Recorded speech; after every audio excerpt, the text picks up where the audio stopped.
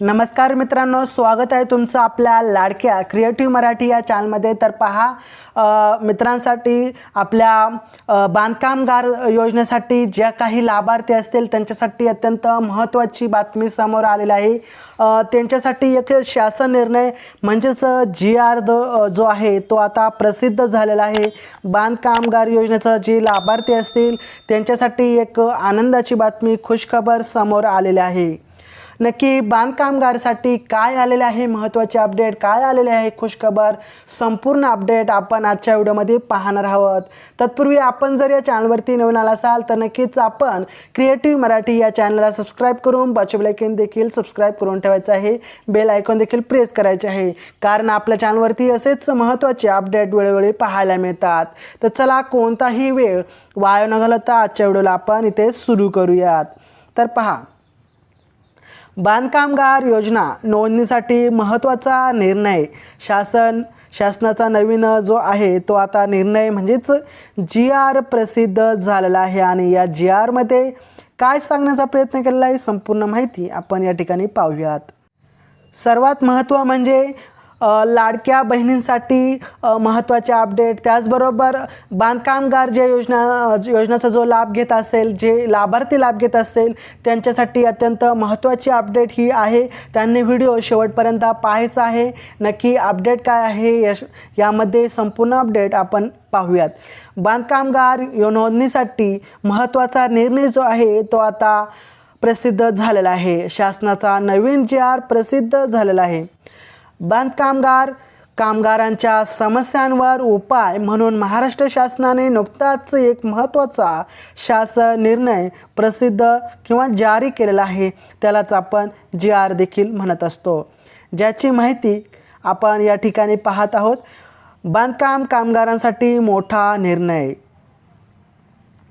9 September 2025 रोजी महाराष्ट्र शासनाने बांधकाम कामगारांच्या नोंदणी, नूतनीकरण आणि लाभांच्या जे लाभार्थी असतील त्यांच्या वितरणातील विलंब दूर करण्यासाठी महत्त्वपूर्ण शासन निर्णय GR हा जारी केलेला आहे।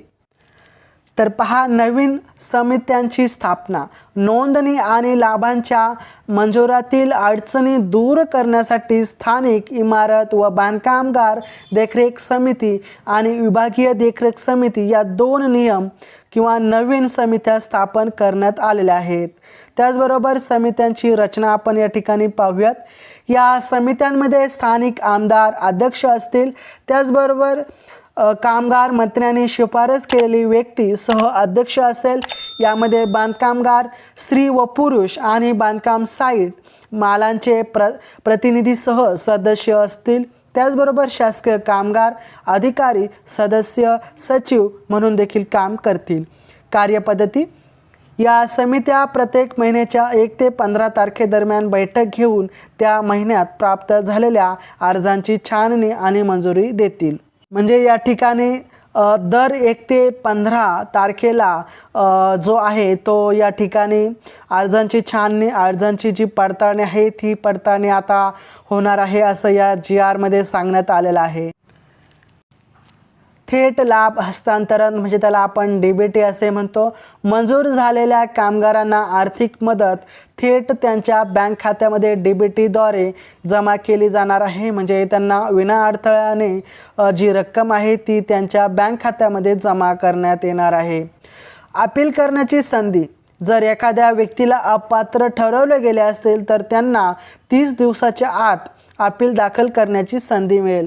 म्हणजे या ठिकाणी असं सांगण्याचा प्रयत्न केला आहे, जर तुमचा अर्ज चुकून नाईलाजाने रद्द झाला असेल तर तुम्हाला 30 दिवसाच्या आतमध्ये अपील करायचा आहे, तो अर्ज पुन्हा सबमिट करायचा आहे, जेणेकरून तुम्हाला जो लाभ आहे तो लाभ लवकरात लवकर वितरित केला जाईल आणि त्यापासून तुम्ही वंचित राहणार नाही। हा निर्णय बांधकामगारांसाठी नोंदणी प्रक्रिया आणि लाभांचे वितरण अधिक पारदर्शक व जलद रीतीने करेल, ज्यामुळे त्यांच्या समस्यांचे निराकरण होण्यास मदत होईल असं देखील या ठिकाणी सांगण्याचा प्रयत्न केलेला आहे।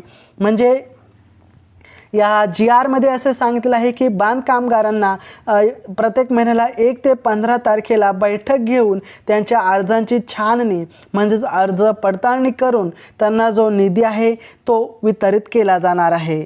त्याचबरोबर तुम्हाला हा व्हिडिओ कसा वाटला कॉमेंटमध्ये सांगा।